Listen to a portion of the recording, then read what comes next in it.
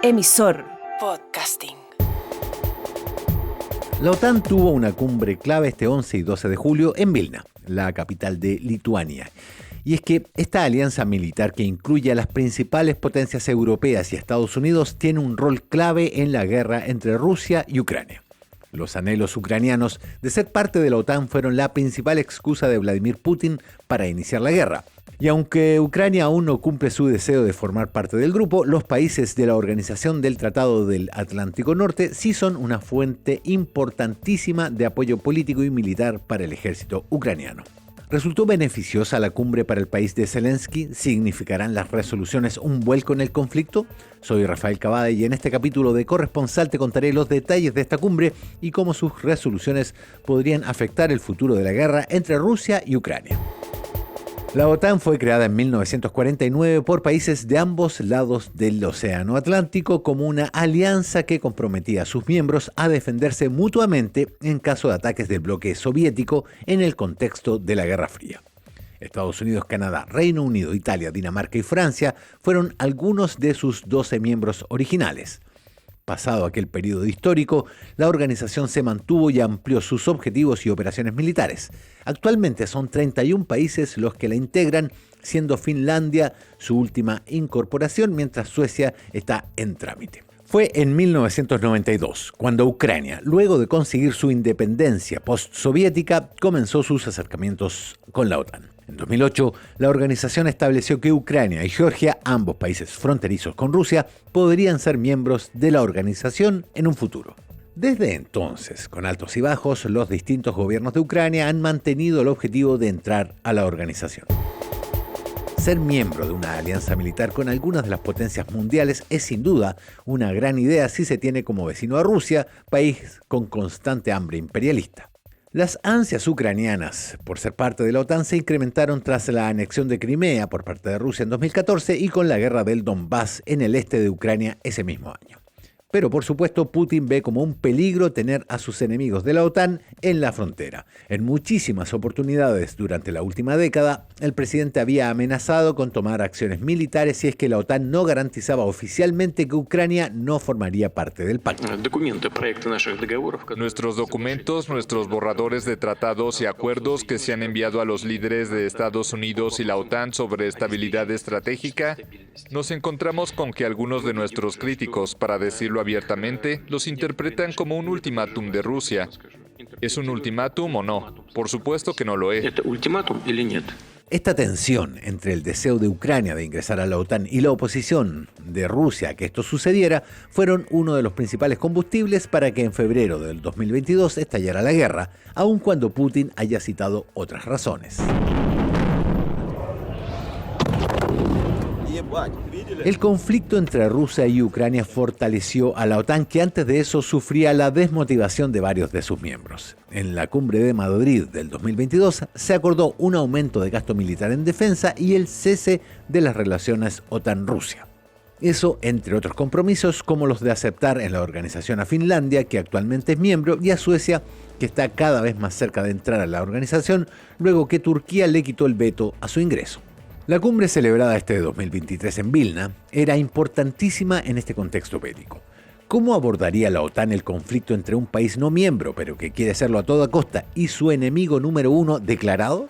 Además, Zelensky había intensificado en las últimas semanas el tono para que Ucrania sea invitado a ser miembro de la OTAN, incluso exigiendo un cronograma u otras señales que indicaran que esto puede suceder. Solo necesitamos una invitación. Entendemos que puede haber dificultades para obtener el apoyo unido de todos los socios de la alianza. Algunos todavía miran hacia Moscú, otros temen a Rusia, aunque creo que esta es una gran oportunidad para mostrar el coraje y la fuerza de esta alianza. Estamos hablando de una señal clara. Algunas cosas específicas en la dirección de la invitación. Pero la petición no era nada fácil, considerando que se necesita la unanimidad de los 31 miembros para lograr la aceptación. ¿Qué pasó finalmente? Los países acordaron que el deseo de Ucrania de ser parte de la OTAN tendrá que esperar.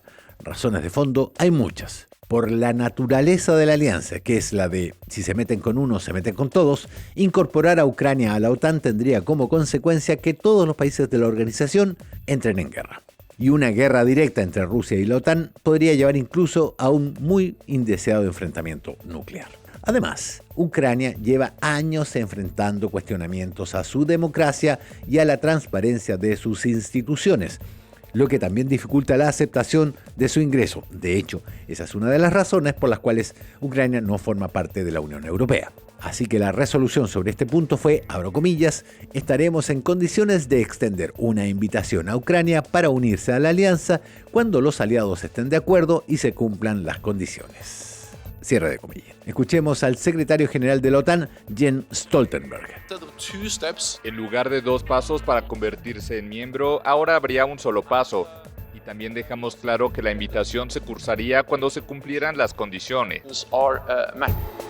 Y aunque por primera vez se usaba la palabra invitación referida a Ucrania en la OTAN, no era lo que Volodymyr Zelensky esperaba. Pero aunque hizo críticas, el presidente ucraniano tiene muchas más razones para celebrar que para sentirse derrotado. Se creó un Consejo OTAN-Ucrania, un foro donde el país de Zelensky tiene el mismo derecho a hablar que el resto de los miembros de la alianza. Además, se consensuó una declaración que habla de la inquebrantable solidaridad con el gobierno y el pueblo de Ucrania y se insistió en que la OTAN se mantendrá firme en el compromiso de intensificar aún más el apoyo político y práctico a la guerra en Ucrania, mientras continúa defendiendo su independencia, soberanía e integridad territorial dentro de sus fronteras internacionalmente reconocidas.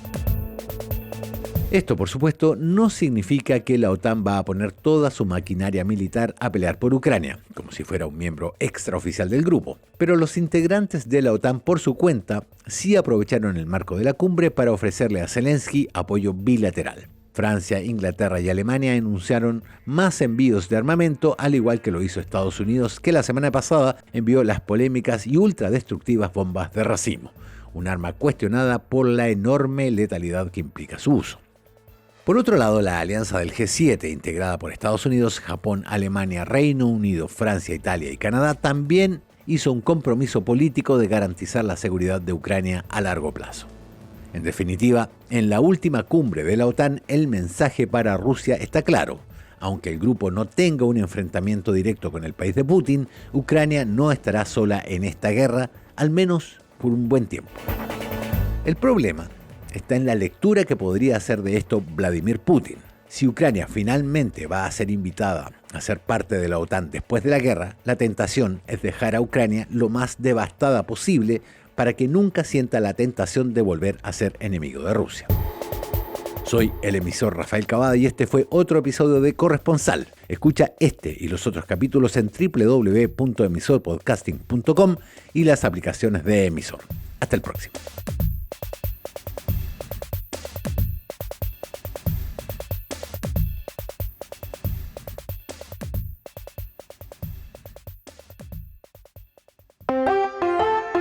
Emisor Podcasting.